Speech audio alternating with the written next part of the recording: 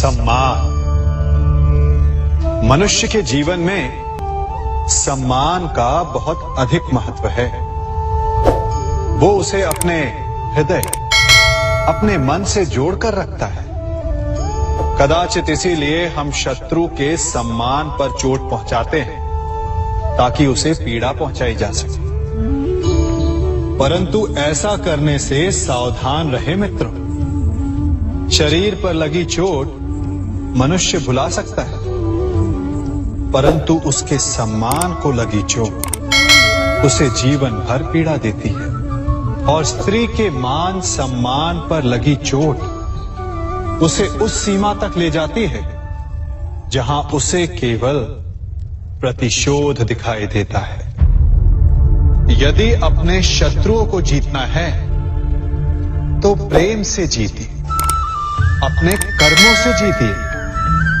उन्हें अनुभव करवाइए कि उनसे भूल हुई है। किसी के सम्मान को ऐसी चोट ना पहुंचाइए कि वो आपका नाश करने पर उतर आए। स्मरण रखिए, किसी का अपमान करके आपके हृदय को कदाचित थोड़ा संतोष आ जाए, परंतु उस अपमान से आप कई हृदयों को आघात पहुंचाते हैं और अपने लिए एक शत्रु और बढ़ा लेते हैं। हम सब शीघ्र ही सफलता चाहते हैं, ढेर सारी संपत्ति और सुख चाहते हैं, और ऐसे में कई बार हम छोटे मार्गों का चयन कर लेते हैं।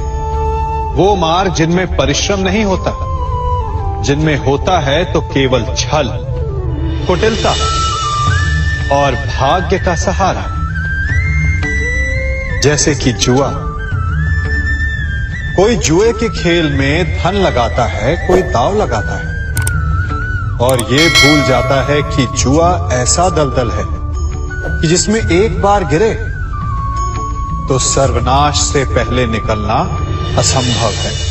यदि आप जीते तो और जीतने की भूख बढ़ जाएगी, और यदि आप कुछ हार बैठे तो उसे पुनः पाने के लिए आप फिर से खेलेंगे। मनुष्य को ये आभास ही नहीं होता कि अपनी संपत्ति के साथ साथ वो अपनी मानवता, अपने संस्कार, अपना धर्म और अपना उत्तरदायित्व तक सभी जुए की भेंट चढ़ा देता है। इसलिए कुछ पाना है तो परिश्रम से पाओ। यदि कुछ जुए में जीता तो वो उतना शीघ्र ही खो दोगे, चूंकि उसे परिश्रम से पाया नहीं गया है, और उसकी रक्षा करने के लिए आपके मन में स्वाभाविक प्रयास भी नहीं होंगे। क्षमा बढ़न को चाहिए, छुट्टन को उत्पाद। क्षमा इस संसार में शांति का, सुख का मूल आधार है। क्षमा आपके मन से प्रतिशोध और शत्रुता जैसे भावों को समाप्त करती है। परंतु क्या हर स्थान पर क्षमा आवश्यक है? क्या प्रत्येक का अपराध क्षमा करने के योग्य होता है? नहीं। कभी कभी उसे क्षमा करके हम उस व्यक्ति को और बड़ा अपराध करने की प्रेरणा देते हैं, और ऐसा ही अपराध है स्त्री का मान भंग करना, जिसमें क्षमा की कोई अवस्था नहीं। यदि सिंह भूल से गाय के बछड़े का अखेट कर ले तो उसे क्षमा किया जा सकता है, परंतु यदि वो नरभक्षी हो जाए तो उसके केवल दो स्थल होते हैं, या तो पिंजरा या फिर मृत्यु की गोद। कुछ परिस्थितियों में क्षमा के स्थान पर दंड देना आवश्यक होता है, चूंकि ये दंड का भय ही है जो लोगों को वो अपराध करने से रोकता है। संसार में सबसे बड़ा क्या है? अभिमान और बाहुबल, या विश्वास और आस्था? निश्चित रूप से बाहुबल के महत्व को नकारा नहीं जा सकता। मनुष्य अपने बाहुबल से पर्वत को मैदान बना सकता है, सागर सुखा सकता है, मरुस्थल में नदियां बहा सकता है, परंतु बाहुबल को सहारा होता है विश्वास का।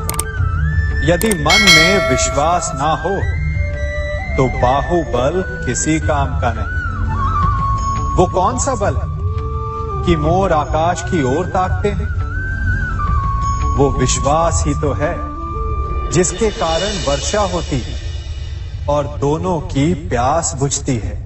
परंतु जब पाप के बाहुबल का सामना धर्म के विश्वास से होता है तो बाहुबल हार जाता है और जीतता है विश्वास। विजय होती है आस्था की। यदि आप सत्य के मार्ग पर चल रहे हैं और आप अपने इष्ट में आस्था रखते हैं तो किसी भी पापी का बल आपका कुछ नहीं बिगाड़ सकता। कभी सोचा है हमारा जीवन भी उस रेत की घड़ी की भांति है? जो रेत नीचे गिर चुकी है वो हमारा अतीत है, जो अब भी ऊपर है वो हमारा आने वाला भविष्य है, और वर्तमान ये संकुचित स्थल है जहां से धीरे धीरे करके रेत गिर रही है। अर्थात हमारे पास जीने के लिए यही एक क्षण है।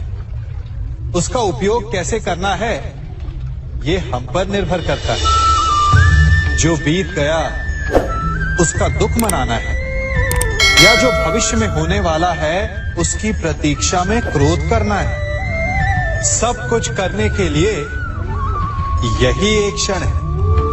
प्रसन्न रहना है तो उसके लिए भी यही एक पल है।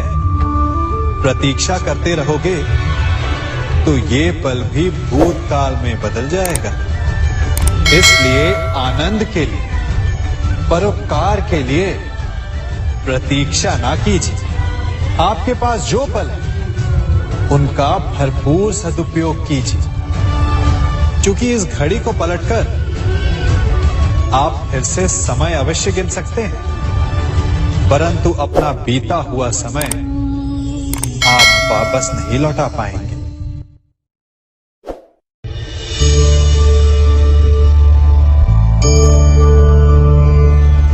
मनुष्य के जीवन में संतान का बहुत महत्व है। उस संतान के लिए वो कितने कष्ट सहता है, उसे पालता है, पोसता है, और यदि यही संतान संताप का कारण बन जाए तो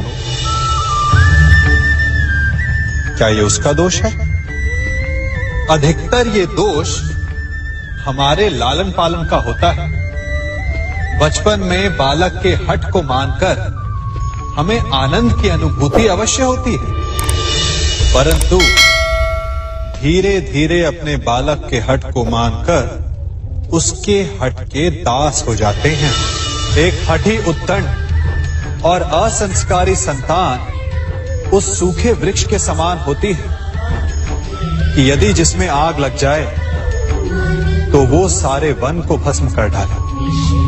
और स्मरण रहे, जब उसमें अग्नि लगती है तो सबसे पहले वो स्वयं के घर को ही भस्म करती है।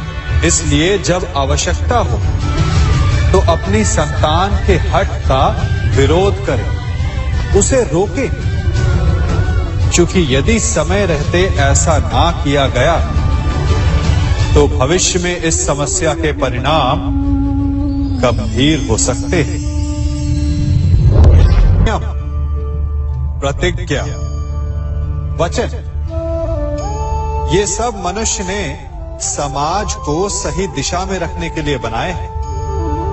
वो मनुष्य ही क्या जिसके जीवन में नियम ना हो, जिनका वो पालन ना करे, परंतु समय के साथ चलने के लिए नियमों को बदलना भी आवश्यक होता है, क्योंकि ये आज का समय ही तो है जो बीत जाने के पश्चात इतिहास बन जाएगा। यदि आवश्यकता पड़ने पर नियम और प्रतिज्ञा भंग ना की जाए, समय की मांग के अनुरूप अपनी प्रतिक्रिया ना बदली जाए, तो इतिहास हमें कभी क्षमा नहीं करेगा। आवश्यकता पड़ने पर आपकी तोड़ी हुई एक प्रतिज्ञा, एक बंधन कभी कभी पूरे मानव इतिहास को बड़े विनाश से बचा सकता है। इसलिए नियम, प्रतिज्ञा, वचन कुछ नहीं, कुछ है तो केवल समय, जिसके अनुरूप चलने वाला ही सफल हो सकता है। कभी किसी पक्षी को घोंसले की नींव बनाते देखा है? अथक परिश्रम करके तिनका तिनका बिटोर कर वो पक्षी अपना घोंसला बनाता है, अपनी संतान के लिए एक सुरक्षित घर बनाता है। और फिर कहीं से तीव्र आंधी आती है, भारी वर्षा होती है और उसका घोंसला तिनका तिनका करके बिखर जाता है। फिर वो पक्षी क्या करता है? वो रोता नहीं, ना ही विलाप करता है। वो बिना विलंब करे फिर से अपना घोंसला बनाना प्रारंभ कर देता है और सफलता पाता है। फिर हम क्यों छोटी छोटी असफलता से भयभीत होकर परिश्रम करना छोड़ देते हैं? एक बात सदा स्मरण रखिएगा, हर वृक्ष कुल्हाड़ी की एक मार से नीचे नहीं गिरता, हर चट्टान घन के एक प्रहार से नहीं टूटती। सफलता पाने के लिए अनावरत परिश्रम करना ही मात्र एक मार्ग है। स्वीकारण, सत्य का स्वीकारण मनुष्य के लिए बहुत ही महत्वपूर्ण है। जब तक मनुष्य सत्य को स्वीकार नहीं करता, उसे असत्य से लड़ने की शक्ति प्राप्त नहीं होती। जब आप भोजन करते हैं तो क्या होता है? आपका पेट स्वीकारता है कि वो भर चुका है और आप भोजन करना बंद कर देते हैं। जब आपको निद्रा आती है तो क्या होता है? आपका मन स्वीकारता है कि आपका शरीर थक चुका है और उसे विश्राम की आवश्यकता है। उसी प्रकार जब आपको किसी व्यसन को रोकना हो तो आपको स्वीकारना पड़ता है कि बहुत हो चुका, चाहे वो लालच हो या मदिरापान। उस व्यसन का त्यागना तभी प्रारंभ होता है जब आप ये स्वीकार कर लेते हैं कि आप उस व्यसन के बंधन। संसार का सबसे बड़ा पाप क्या है? असत्य बोलना, हत्या कर देना, चोरी करना या किसी का अपमान करना। संसार का सबसे बड़ा पाप है किसी निर्बल को सताना, और संसार का सबसे बड़ा दंड भी उस निर्बल के मुख से निकली हाय है। आप देख रहे हैं मैं क्या कर रहा हूं? मैं लौह पिघला रहा हूं और ये लौह पिघलता है इस चमड़ी की बनी धूनकी से निकली हवा से। तनिक सोचिए, एक मृत पशु की खाल से बनी धूनकी इतने कठोर लोहे को भस्म कर सकती। ठीक उसी प्रकार आप चाहे जितने भी शक्तिशाली क्यों ना हो, यदि आपने किसी निर्दोष, किसी निर्बल को सताया तो उसके मन से निकली हाय और उसका श्राप आपके जीवन को भस्म कर सकता है। स्वर्ण, सज्जन पुरुष और परोपकारी मनुष्यों की गति एक समान होती है। यदि स्वर्ण टूट जाए तो उसे गर्म करो, ताप दो, पिघल कर वो फिर से जुड़ जाता है। ठीक उसी प्रकार मतभेद होने के पश्चात भी एक सज्जन पुरुष और महान पुरुष फिर से मित्र बन जाते हैं। परंतु दुर्जन दुष्ट माटी से बने लोग उस पके हुए मटके के समान होते हैं कि जिनमें यदि एक बार दरार आ जाए तो वो स्वयं ही स्वयं का सर्वनाश कर लेते हैं। इसलिए मित्रता केवल सज्जनों से ही करें ताकि मतभेद ना हो। दुष्टों का समूह अपना नाश स्वयं ही कर लेता है। यदि कोयले की खान में जाओ तो चाहे जितनी भी सावधानी बरतो, अपने वस्त्रों पर कालिख लग ही जाती है। इसलिए दुष्ट मित्रों से सावधान, सज्जन शत्रु प्रत्येक परिस्थिति में श्रेष्ठ है। प्रत्येक मनुष्य सफलता पाने के लिए कार्य करता है। कुछ सफल होते हैं, कुछ नहीं होते, और जो सफल नहीं होते वो सदा अपनी असफलता का कारण या तो अपनी परिस्थितियों को बताते हैं या अपने सहयोगियों को दोषी ठहराते हैं। परंतु क्या वास्तविकता में ऐसा ही होता है? क्या कोई परिस्थिति या कोई व्यक्ति किसी की असफलता का कारण बन सकते हैं? उत्तर हां भी है और ना भी। कैसे? आप इस तितली को देख रहे हैं? आपने एक मक्खी को भी देखा हो। प्रकृति ने दोनों को समान गुण दिए हैं रस पान करने का। एक तितली फूलों पर जाकर उसका रस लेती और इस अवस्था में नए फूल खिलने की व्यवस्था भी करती है। और मक्खी घाव पर बैठती है, घाव को सड़ाती है और रोग भी फैलाती है। यदि इसमें किसी बात का अंतर है तो केवल सोच का। यदि आप उचित मार्ग चुनेंगे तो आपको सफलता मिलेगी, आप में उत्साह बढ़ेगा। और यदि आप अनुचित मार्ग चुनेंगे तो आपको असफलता मिलेगी, निराशा मिलेगी। अब उचित मार्ग चुनना है या अनुचित मार्ग, ये निर्णय तो आप पर निर्भर करता है। मनुष्य सदा भला बुरा, खरा खोटा, सत्य असत्य की बातें करता है। सत्य को अच्छा मानता है और असत्य को बुरा। परंतु क्या आपने कभी ये सोचा है कि प्रत्येक वस्तु, प्रत्येक भाव का एक महत्व होता है? दोनों ही एक दूसरे के पूरक होते हैं। यदि काला रंग नहीं होगा तो क्या श्वेत रंग की आभा का अनुभव होगा? यदि असत्य नहीं होगा तो क्या सत्य के महत्ता का ज्ञान होगा? यदि बुरा नहीं होगा तो क्या भले पर आपको विश्वास होगा? कुछ महत्वपूर्ण है तो दोनों के मध्य का संतुलन। बुरी से बुरी वस्तु, समय या भाव, कोई ना कोई स्वयं में शुभ छिपाए रखती है। कभी काले गरजते मेघों को देखा है? उसके किनारे भी एक स्वर्णिम आभा होती है। उसी प्रकार यदि आपके जीवन में बुरा समय आए तो आपको अपने सच्चे मित्रों की पहचान हो जाती है। तो बुरे समय में निराश ना हो, उसमें भी कुछ शुभ खोजने का प्रयास करें और धीरे धीरे सब कुछ आपके जीवन में स्वतः शुभ हो जाएगा। संसार में सबसे महत्वपूर्ण क्या है? दृष्टि या दृष्टिकोण, समझ या सोच? सामान्यतः मनुष्य की दृष्टि और सोच में अधिकतर वो वस्तु, वो घटनाएं, वो भाव श्रेष्ठ हैं जो हमें आनंद दें, और जो हमें आनंद नहीं देते उन्हें हम दुखदाई मान लेते हैं। परंतु दृष्टिकोण और सोच को यदि एक भिन्न कोण से देखें तो परिस्थितियां भिन्न सिद्ध हो सकती हैं।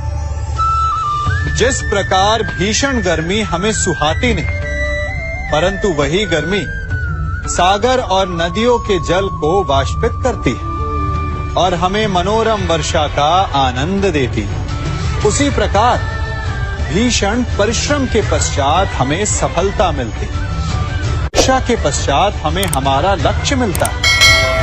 तो सदा स्मरण रखिएगा कि दुख और पीड़ा से भागे नहीं, क्योंकि यही भविष्य में आने वाले सुख का मूल है।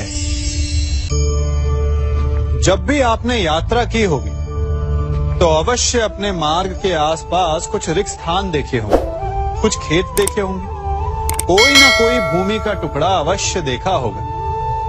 कुछ स्थान ऐसे होते हैं जहां पेड़ लगे होते हैं, जहां माली बड़े प्रेम से उन्हें बोता है, उन्हें सींचता है। और कुछ स्थान ऐसे भी होते हैं जहां बिना माली के खरपतवार उग जाते हैं, कुछ अन्य पौधे उग जाते हैं। माली द्वारा उगाए वृक्ष हमें ठंडी छाया देते हैं, हमें फल देते हैं, ईंधन के लिए लकड़ियां देते हैं। और बिना परिश्रम के उपजित खरपतवार यदि कुछ करते हैं तो ये कि वो भूमि को बंजर बनाते हैं। हमारा मन भी रिक्त भूमि की भांति होता है। यदि अपने परिश्रम से उसमें सुविचारों के बीज डालोगे तो फलदायक विचार उपजेंगे, और यदि उसे रिक्त छोड़ दिया तो खरपतवार की भांति अनुपयोगी विचार आपके मन को अपना घर बना लेंगे, आपके मन को मैला कर देंगे, उसे बंजर कर देंगे। अब निर्णय आपका है कि आपको सुविचार देने वाला मन चाहिए या कुंठा देने वाला। क्या कर रहा हूं मैं? दर्पण में देख रहा हूं। आप लोग भी प्रतिदिन देखते होंगे, परंतु प्रतिदिन अपना मुख देखने के बाद भी उस पर लिखी एक बड़ी सीख देखना भूल जाते हैं। अब आप कहेंगे कैसी सीख? तो जाइए एक बार फिर से दर्पण के सामने जाइए और मुख खोलकर देखिए, क्या दिखेगा? दंत पंक्ति और जीभा, है ना? अब विचार कीजिए, दंत जन्म के पश्चात आते, एक नहीं 2 बार आते, परंतु मृत्यु से पूर्व नष्ट हो जाते हैं। और जीभा जन्म पहले से होती है, परंतु मनुष्य के मृत्यु के पश्चात भी उसके अस्तित्व में रहती है ना आश्चर्य की बात? दंत कठोर होते हैं, जीभा कोमल, परंतु फिर भी दंत नष्ट हो जाते हैं, जीभा नहीं होती। यही रहस्य है कि हठी और कठोर लोग शीघ्र नष्ट होते हैं और कोमल लचीले आवश्यकता के अनुसार स्वयं में परिवर्तन ला सकने में सक्षम लोगों का ही अस्तित्व रहता है। अर्थात परिस्थितियों के अनुसार स्वयं को लचीला बनाना सीखिए और आपका जीवन सरल हो जाएगा। संबंध एक सहारा होता है जीवन का, और संबंधी वो होते हैं जिनसे आवश्यकता पड़ने पर सहायता मांगी जा सके, जिन पर विश्वास किया जा सके कि बुरे समय में वो हमारे काम आएंगे। कभी ऐसा भी हुआ होगा कि आपके पास कोई सहायता मांगने आया, या ऐसा भी हो सकता है कि आप किसी के पास सहायता मांगने गए हैं। परंतु प्रश्न ये उठता है कि क्या केवल किसी के मंतव्य में उसकी सहायता इसीलिए कर देनी चाहिए क्योंकि वो आपका संबंधी है? अब आप कहेंगे कि ये कैसा प्रश्न हुआ? तनिक सोचिए, एक अस्त्र बनाने वाला जब अस्त्र बनाता है तो ये अस्त्र किसको देना है उसका अधिकार उसी के पास होता है। वो चाहे तो ये अस्त्र किसी को भी दे सकता है, वो एक सैनिक को भी दे सकता है या एक डाकू को भी, और यही अस्त्र 2 भिन्न कार्य कर सकती है। यदि डाकू के हाथों में आ गई तो उसका भय दिखाकर वो लोगों को लूटेगा, निरपराधों का रक्त बहाएगा। सहायता करने वाले की भी अवस्था ऐसी ही होती है। इसलिए किसी की सहायता करने से पूर्व ये विचार कर लेना आवश्यक है कि किसे क्या, कब और कितनी सहायता देनी चाहिए कि उसका दुरुपयोग ना हो। यदि आपकी सहायता से कोई अधर्म हुआ तो उसके उत्तरदायी आप ही होंगे। जीवन में कई बार ऐसे अवसर आते हैं कि आप लोगों से मिलने जाते हैं और उनसे कुछ आकांक्षाएं भी रखते हैं, और कई बार जीवन में ऐसे अवसर भी आते हैं कि लोग आपसे मिलने आते हैं। इसलिए अतिथियों का सम्मान करने से पूर्व सदा कुछ बातों को स्मरण रखना आवश्यक होता है। यदि कोई आपके पास मिलने आता है तो उसके 3 कारण हो सकते हैं। पहला कारण होता है भाव, दूसरा अभाव और तीसरा प्रभाव। तो जैसा अतिथि उसको वैसा ही सम्मान दे। यदि आपके पास कोई भाव से आए तो उसे केवल आपका प्रेम चाहिए, आपका सानिध्य चाहिए। और यदि कोई अभाव में आया तो उसकी उतनी सहायता अवश्य करें जितना आप करने में सक्षम हो, परंतु इतनी अधिक भी ना करें कि वो उस सहायता का दुरुपयोग कर बैठे। और यदि कोई प्रभाव में आया तो स्वयं पर अभिमान ना करें, क्योंकि कभी ना कभी जीवन में आप भी भाव, अभाव और प्रभाव के चक्रव्यूह में फंस सकते हैं।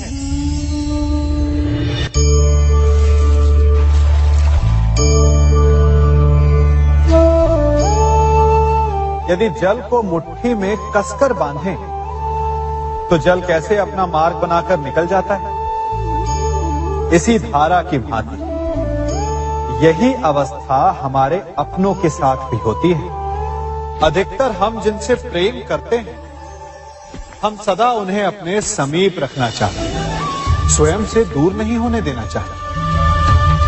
चिंता करते हैं, भय खाते हैं कि कहीं उनके साथ या उनसे कुछ बुरा घटित ना हो जाए। और ऐसे में हमारे अपने ही हमसे दूर हो जाते हैं, ठीक मुट्ठी में बंधे जल की भांति। इसलिए जिनसे आप प्रेम करते हैं उन्हें स्वतंत्र कर दीजिए, उनकी सोच को स्वतंत्र बनने दीजिए, उन्हें अपने मार्ग स्वयं ढूंढने दीजिए, क्योंकि आप सदा उनके साथ उन्हें मार्ग दिखाने के लिए नहीं रहने वाले। इसलिए अपनों के साथ अवश्य रहें, परंतु उन्हें बांधे नहीं। जन्म के पश्चात बालक जब पहली बार अपने नेत्र खोलता है तो उसका मन उत्सुकता से भरा होता है कि ये संसार क्या है, उसे क्या दिख रहा है। ये उसके जीवन का नया आरंभ होता है। परंतु जैसे हम धीरे धीरे बड़े होने लगते हैं, अनुभव अर्जित करते हैं, हमारे मन की उत्सुकता, हमारे जीवन का चाव होने लगता है। तनिक सोचिए, जब हम सुबह सोकर जगते हैं, अपनी आंखें खोलते हैं, तो उसे ही हम अपने जीवन का प्रारंभ समझ ले तो सुबह से लेकर संध्या तक के समय को ही अपने जीवन जीने का समय समझ ले तो कितनी स्फूर्ति आ जाएगी। आप कितने काम कर पाएंगे, कितने लक्ष्य अर्जित कर पाएंगे। फलों से मिलकर घड़ी बनती, घड़ी से मिलकर प्रहर, प्रहर से मिलकर दिन बनते हैं और दिनों से माह और वर्ष। यदि आप अपना हर पल, हर प्रहर विश्वास से जिए, हर दिन उत्साह से जिए, तो आपका संपूर्ण जीवन सार्थक हो सकता है। मनुष्य अपना जीवन विश्वास पर जीता है, परंतु विश्वास किसका? तनिक सोचिए, किस पर विश्वास है आपको? महापुरुषों की कही बातों पर, ग्रंथों में लिखे ज्ञान पर, माता पिता की सीख पर, या मित्रों के दिए गए निर्देशों पर, या फिर मेरी कही बातों पर? ये सब विश्वास अपूर्ण है जब तक आपको स्वयं पर विश्वास ना हो। यदि विश्वास करना है तो पहले अविश्वास करने के विज्ञान को भी सीखना चाहिए। आप किसी की बातों पर विश्वास न करें, आप अपने मन से पूछें, अपनी अंतर आत्मा से प्रश्न करें, और जो उत्तर मिलेगा वही सबसे उचित होगा। जब आप अपने मन, अपनी अंतरात्मा पर विश्वास करना सीख जाएंगे तो नीति, ज्ञान सब आपके भीतर से स्वतः उमड़ेगा। और यदि आप स्वयं पर ही विश्वास ना कर पाए तो धर्म ग्रंथों में लिखे श्लोक, महापुरुषों की वाणी माता पिता की सीख या मित्रों का निर्देश कोई भी लाभ नहीं दे पाएगा। एक पिता होने के नाते आप अपनी संतान के लिए क्या करते हैं? उसके लिए बहुत सारी सुविधाएं जुटाते, बहुत सारा धन कमाते है ना? और क्या आपको ऐसा लगता है कि यही उचित है आपकी संतान के लिए? इस पंछी को देख रहे हैं?